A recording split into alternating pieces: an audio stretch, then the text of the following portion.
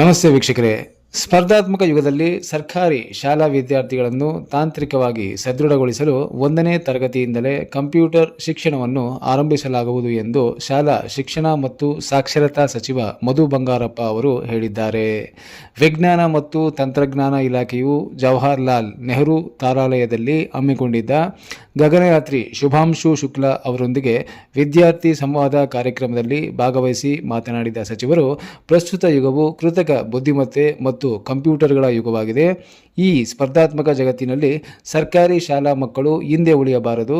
ಆದ್ದರಿಂದ ಸರ್ಕಾರವು 1ನೇ ತರಗತಿಯಿಂದಲೇ ಕಂಪ್ಯೂಟರ್ ಶಿಕ್ಷಣ ಆರಂಭಿಸುವ ನಿರ್ಧಾರಕ್ಕೆ ಬಂದಿದೆ ಎಂದು ಅವರು ಹೇಳಿದರು.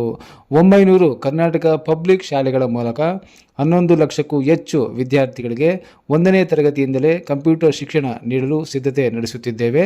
ಶುಭಾಂಶು ಶುಕ್ಲಾ ಅವರಂತಹ ಸಾಧಕರ ಕನಸುಗಳನ್ನು ನಮ್ಮ ಮಕ್ಕಳು ಮುಂದುವರಿಸಬೇಕಾದರೆ ಅವರಿಗೆ ಬಾಲ್ಯದಿಂದಲೇ ಭದ್ರ ಬುನಾದಿ ಹಾಕುವುದು ನನ್ನ ಕರ್ತವ್ಯ ಎಂದು ತಿಳಿಸಿದರು. ಸ್ನೇಹಿತರೆ, ಈ ಮಾಹಿತಿ ನಿಮಗೆ ಇಷ್ಟವಾದಲ್ಲಿ ಒಂದು ಲೈಕನ್ನು ಕೊಡಿ. ಇದೇ ರೀತಿ ಡೈಲಿ ನ್ಯೂಸ್ ಅಪ್ಡೇಟ್ಗಳಿಗಾಗಿ ನಮ್ಮ ಚಾನಲನ್ನು ಸಬ್ಸ್ಕ್ರೈಬ್ ಮಾಡಿಕೊಳ್ಳಿ.